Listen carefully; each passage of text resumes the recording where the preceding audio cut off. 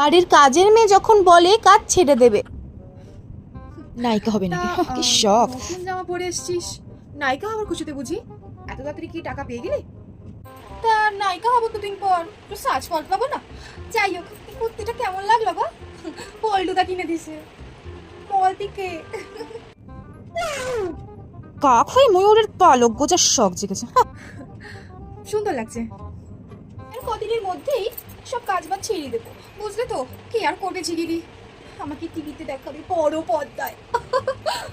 তুমি বলো, কেউ ঝিগিরি করবে বলো? তখন তখন তো আমি একটা সেলিব্রিটি হয়ে যাব, তাই না?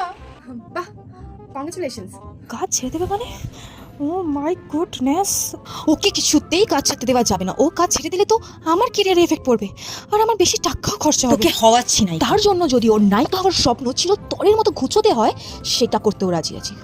ভিডিওটা রিলেটেড ভিডিওতে দেওয়া রইলো।